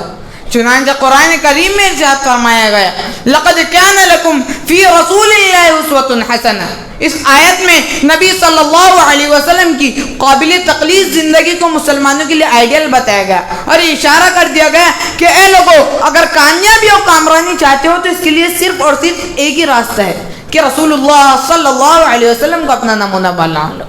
यही वजह है कि अमीर हो या बादशाह, गरीब हो या फकीर, हर एक के लिए एक ही नमूना है. बाप हो तो हजरत फातिमा रज़ियल्लाहु अन्हा के बाप की तरह जिंदगी बसर करो। शोहर हो तो हजरत आयशा रजी अल्लाह तआला अन्हा के शोहर की तरह जिंदगी गुजारो। उस्ताद हो तो सुफ़ा के उस्ताद को देखो। तालिब इल्म हो तो गौरे हिरा में जिब्राइल अमीन से पढ़ने वाले को देखो। फातिह हो तो फातिह मक्का को देखो। शिकस्त की हालत में हो तो ग़ज़वे उहद के कमांडर सरकार दो आलम सल्लल्लाहु अलैहि वसल्लम को देखो। गरीब हो शख्स को देखो जिसके घर में कई दिनों तक चूल्हा तक न जला। आका हो तो हजरत अनस रज़ी अल्लाह तआला अन्हु से पूछो कि 10 साल तक आप सल्लल्लाहु अलैहि वसल्लम की खिदमत की, मगर आपने कभी ये ना पूछा कि ये काम ऐसा क्यों किया और क्यों ना किया। मोहतरम सामाईन कराम, सीरत तय्यबा क्या है? उम्मुल मुमिनीन हजरत आयशा रज़ी अल्लाह तआला अन्हा की जुबानी समाअत फरमाइए। चंद साहबी हजरत आयशा रज़ी अल्लाह तआला अन्हा की खिदमत में हाजिर हुए। अर्ज किया, उम्मुल मुमिनीन हुजूर के अखलाक बयान फरमाइए। उम्मुल मुमिनीन हुजूर के अखलाक बयान फरमाइए। उम्मुल मुमिनीन जवाब में कहती है कि तुमने कुरान नहीं पढ़ा? काना खुलुकुल कुरान। हुजूर सल्लल्लाहु अलैहि वसल्लम के अखलाक हमेतन कुरान था। मालूम हुआ कि मुकम्मल कुरान करीम आप सल्लल्लाहु अलैहि वसल्लम की सीरत तय्यबा है। दोस्तों, आपकी सीरत का सबसे रोशन और अहम पहलू यह है कि आपने बहैसियत एक पैगंबर अपने सहाबा रज़ियल्लाहु तआला अन्हु को जिस काम का हुक्म दिया उस पर सबसे पहले खुद अमल करके दिखाया। चुनांचे आपने लोगों को खुदा की याद और उसकी मोहब्बत की नसीहत की। सहाबा की जिंदगी में इस तलकीन की जो असर नुमाया हुआ है वो तो अलग चीज़ है। खुद आपकी जिंदगी कहाँ तक इसके मुताबिक थी उस पर गौर करो। शब रोज में कोई लम्हा ऐसा न था जब आपका दिल खुदा की याद और आपकी जुबान खुदा के जिक्र से गाफिल हो। उठते बैठते चलते फिरते सोते जागते अलगर्द हर हालत में खुदा का जिक्र और उसकी हम्द जबान पर जारी रहती थी। गौर कीजिए कि हमारा हाल यही है। अगर नहीं है तो फिर हम आशिक रसूल होने का दावा कैसे करते हैं। इससे आगे चलिए, आपने लोगों को नमाज पढ़ने का हुक्म दिया। फरमाया सल्लू कमा रअयतुमूनी उसल्ली, कि नमाज इस तरह पढ़ो जैसा कि मैं पढ़ता हूँ। यानी पहले खुद अमल करके दिखाया फिर दूसरों को इसका हुक्म दिया। इससे आगे चलिए, चुनांचे हजरत मुग़ीरा बिन शुअबा रज़ियल्लाहु तआला अन्हु बयान करते हैं कि नमाज में रात भर खड़े खड़े पाँव मुबारक पर वरम आ जाता था। इधर हम अपनी नमाजों को देखें कि एक मच्छर एक चूटी हमारी मुकम्मल नमाज को खराब कर देती है। कि यही इश्क रसूल है। इससे आगे चलिए, आपने लोगों को रोजा रखने का हुक्म दिया। फरमाया आम मुसलमानों पर साल में 30 दिन रोजे फर्ज है। खुद आपकी कैफियत क्या थी? कोई हफ्ता या महीना रोजे से खाली नहीं जाता था। उम्मुल मोमिनीन हजरत आयशा रज़ियल्लाहु तआला अन्हा बयान करती है, जब आप रोजा रखते तो मालूम होता कि कभी भी आप रोजा ना छोड़ेंगे। ये था रोजों के मुतालिक आपका नक्शे जिंदगी। इससे आगे चलिए, आपने लोगों को ज़कात और सदक़े की तरगीब दी। खुद का हाल ये था कि उस वक्त तक घर न जाते थे जब तक सारा माल गरीबों में तकसीम न कर दिया जाता। जो कुछ आया सब खुदा की राह में खर्च कर दिया। इससे आगे चलिए, आपने लोगों को जिहाद की तालीम दी। खुद का हाल ये था कि ग़ज़वे हुनैन को देखो, सहाबा जाते हैं मगर आप तन्हा मैदान कारज़ार में हैं, दुश्मनों से बरसरे पैकार रहते हैं। सुलह हुदैबिया में जब आप अपने अपने जानवरों को ज़ुबह करके हलाल हो जाने का हुक्म देते हैं तो उस पर सबसे पहले खुद अमल करते हैं। हज्जतुल विदा के मौके पर जब आप ये फरमाते हैं कि तुम सब लोग अपने अपने खानदान के एक फर्द का खून माफ कर दो, तो आप सल्लल्लाहु अलैहि वसल्लम अपने खानदान के एक फर्द का खून माफ फरमाते हैं। ग़ज़वे खंदक के मौके पर भूख की शिद्दत की वजह से सहाबा के पेट पर एक एक पत्थर बना हुआ था, मगर आप सल्लल्लाहु अलैहि वसल्लम के पेट पर 2-2 पत्थर बने हुए थे। खुलासा यह है कि हमारे नबी अकरम सल्लल्लाहु अलैहि वसल्लम ने जिस काम का हुक्म दिया उस पर सबसे पहले खुद अमल करके दिखाया।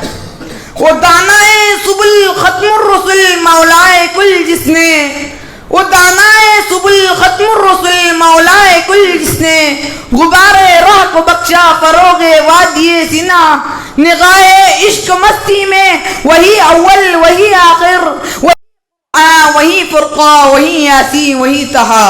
सामाईन निज़ाम, आपने दुश्मनों से प्यार करने का वायद तो सुना होगा मगर इसकी अमली मिसाल न देखी होंगी। और मक्का के हालात की सैर कराओ।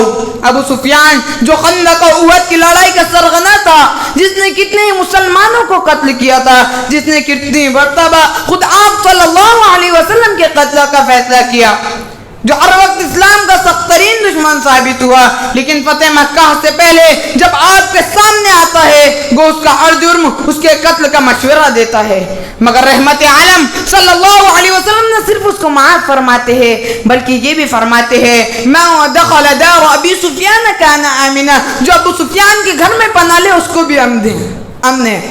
ہند ابی سفیان کی بیوی جو ہندہ ہے، جو حضور صلی اللہ علیہ وسلم کے سب سے محبوب چچا حضرت حمزہ رضی اللہ تعالی عنہ کی لاش کے ساتھ بے ادبی کرتی ہے، ان کے سینے کو چاک کر دیتی ہے، ان کے ناک و کان کو کاٹ کر ہار بناتی ہے، ان کے کلیجے کو نکال کر چبانا چاہتی ہے۔ لڑائی کے بعد اس منظر کو دیکھ کر آپ صلی اللہ علیہ وسلم بیتاب ہو جاتے ہیں۔ وہ فتح مکہ کے دن نقاب پوشاک کے سامنے آتی ہے، مگر آپ پھر بھی کچھ تعرض نہیں فرماتے، یہ بھی نہیں پوچھتے کہ تو نے ایسا کیوں کیا۔ عفو عام کی اس معجزانہ مثال کو دیکھ کر وہ پکار اٹھتی ہے کہ اے محمد، تمہارے خیمے سے زیادہ آج مجھے کسی کا خیمہ محبوب نہیں۔ سامعین کرام، وحشی حضرت حمزہ رضی اللہ تعالی عنہ کا قاتل فتح طائف کے بعد بھاگ کر کہیں چلا جاتا ہے، اور جب وہ مقام بھی فتح ہو جاتا ہے تو دوسری کوئی جائے پناہ نہیں ملتی۔ لوگ کہتے ہیں وحشی تم نے ابھی محمد کو پہچانا نہیں ہے، تمہارے لیے محمد کے آستانے سے بڑھ کر کوئی جائے امن نہیں ہے۔ وحشی حاضر ہوتا ہے، حضور صلی اللہ علیہ وسلم دیکھتے ہی نظریں نیچی فرما لیتے ہیں، پیارے چچا کی شہادت کا منظر سامنے آ جاتا ہے، آنکھیں اشکبار ہو جاتی ہے، قاتل سامنے موجود ہوتا ہے، مگر صرف یہ ارشاد ہوتا ہے کہ وحشی میں نے تجھ کو معاف کر دیا، مگر تم میرے سامنے نہ آیا کرو کہ شہید چچا کی یاد تازہ ہو جاتی ہے۔ دوستو، جب مکہ فتح ہوا تو حرم کی صحن میں جہاں آپ کو گالیاں دی گئی تھی، آپ بھی کی گئی تھی، آپ کے قتل کی تجویز منظور ہوئی تھی، قریش کے تمام سردار مفتوحانہ کھڑے تھے، ان میں وہ بھی تھے جنہوں نے اسلام کو مٹانے میں ایڑی چوٹی کا زور لگا دیا تھا، ان میں وہ بھی تھے جو آپ کو جھٹلایا کرتے تھے، ان میں وہ بھی تھے جو آپ کی راہ میں کانٹے بچھایا کرتے تھے، ان میں وہ بھی تھے جو آپ پر پتھر پھینکتے تھے، ان میں وہ بھی تھے جنہوں نے آپ کے عزیزوں کا ناحق خون کیا تھا، ان میں وہ بھی تھے جو مسلمانوں کو جلتی ہوئی ریت پر لٹاتے تھے، دہتے کوئلے سے ان کے جسموں کو داغتے تھے۔ آج وہ سب مجرم سرنگو سامنے تھے، پیچھے 10,000 تلواریں آپ کے اشارے کی منتظر تھی۔ دفتن زبانی مبارک کھلتی ہے اور یہ ارشاد ہوتا ہے کہ آج کہتا ہوں جو یوسف نے اپنے ظالم بھائیوں سے کہا تھا، لا تثریب علیکم اليوم، آج کے دن تم پر کوئی الزام نہیں، اذهبوا فانتم الطلقاء، جاؤ تم سب آزاد ہو۔ محترم بزرگوں، دوستو، یہ ہے دشمنوں سے پیار کرنا، یہ اسلام کے پیغمبر کا عملی نمونہ اور عملی تعلیم جو کچھ بیانیوں اور شعری زبانیوں تک میں ہی محدود نہیں ہے۔ میرے دوستو، میری معروضات کی روشنی میں حضرت آدم سے لے کر عیسیٰ تک اور شام سے لے کر ہندوستان تک ہر ایک تاریخی انسان کی مصلحانہ زندگی پر نظر ڈالو کہ اس عملی ہدایتوں اور کامل مثالوں کا کوئی نمونہ نظر آتا ہے؟ اگر نہیں، اور یقیناً نظر نہیں آئے گا، تو پھر اس نبی کے علاوہ کسی اور کی اقتدا کیوں کرتے ہو؟ آؤ تہیہ کرے اور انہی کا دامن تھام لے، دنیا تمہارے سامنے سرنگو ہو جائیں گی۔ اللہ تبارک و تعالی سیرت طیبہ کو اپنے عمل میں لانے کی توفیق عطا فرمائے۔ اس آخری شعر پر میں اپنی تقریر کو ختم کرتا ہوں۔ وہ نبیوں میں رحمت لقب پانے والا، وہ نبیوں میں رحمت لقب پانے والا، مراد غریبوں کی برلانے والا، مصیبت میں غیروں کے کام آنے والا، وہ اپنے پرائے کا غم کھانے والا، اتر کر ہیرا سے سوئے قوم آیا اور ایک نسخہ کیمیا ساتھ لایا۔ وآخر دعوانا ان الحمدللہ رب العالمین وما علینا الا البلاغ المبین۔ السلام علیکم۔ ماشاءاللہ ماشاءاللہ، آپ کائنات کے اس عظیم انسان کے اخلاق حسن اور اوصاف جمیلہ اور سیرت طیبہ کا تذکرہ سماعت فرما رہے تھے کہ اگر آپ کی سیرت طیبہ کے گوشوں کو بیان کیا جائے تو میری اور آپ کی زندگیاں بھی کم پڑ جائے گی۔ میں آخر میں مناجات پیش کرنے کے لیے دعوت دیتا ہوں شیخ فہد ابن شیخ جاوید صاحب پوسد، دنیا دعوں میں تعلیم حاصل کرتے ہیں اور یہ پوسد کے رہنے والے ہیں۔ یا اس دعائیہ کلمات پر بچوں کا پروگرام مکمل ہو جائے گا۔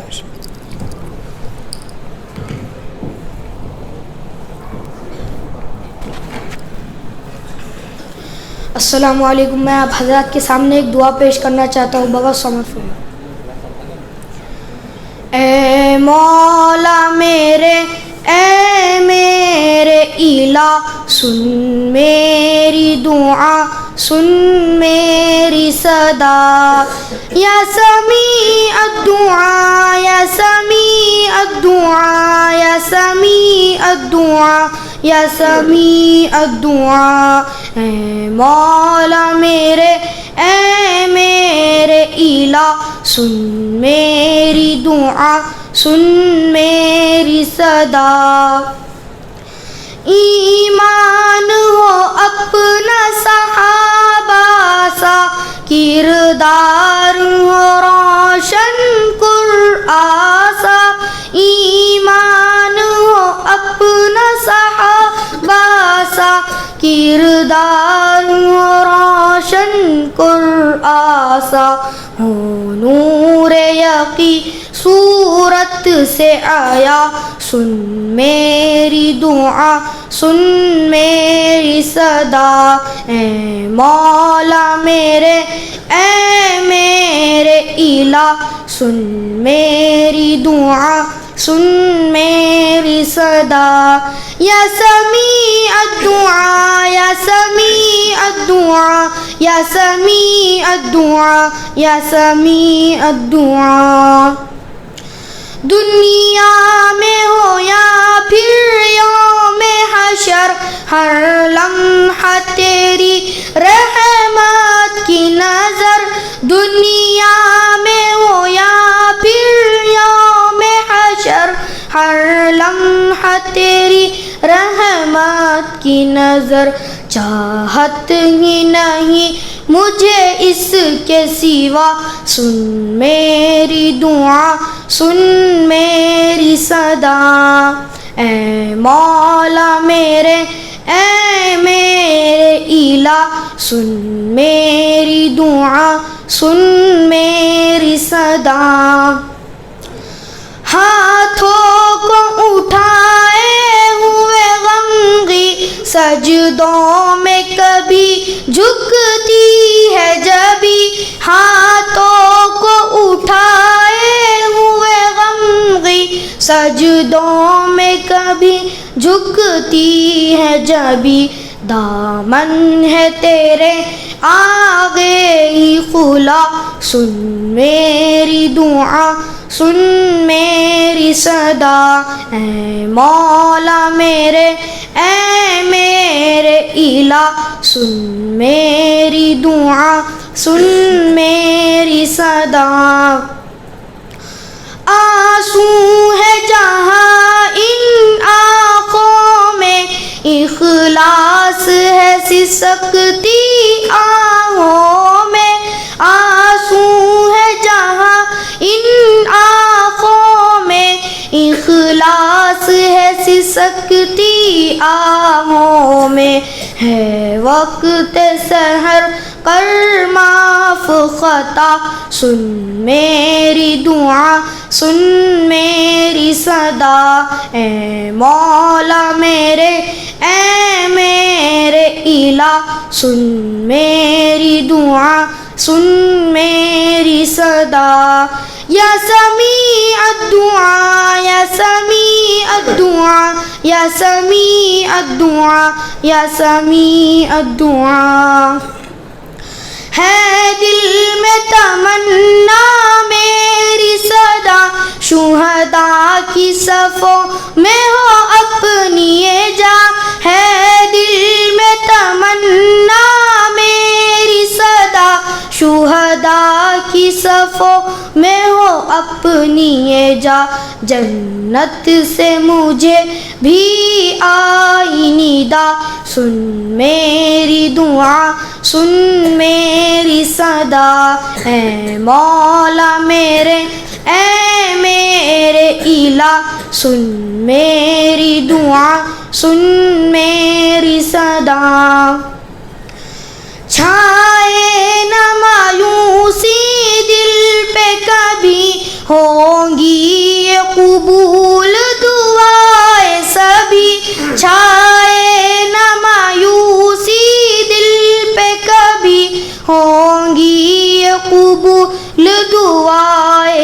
نبی تو ہے سب کا سمیع الدعا سن میری صدا سن میری دعا اے مولا میرے اے میرے الہ سن میری دعا سن میری صدا. السلام.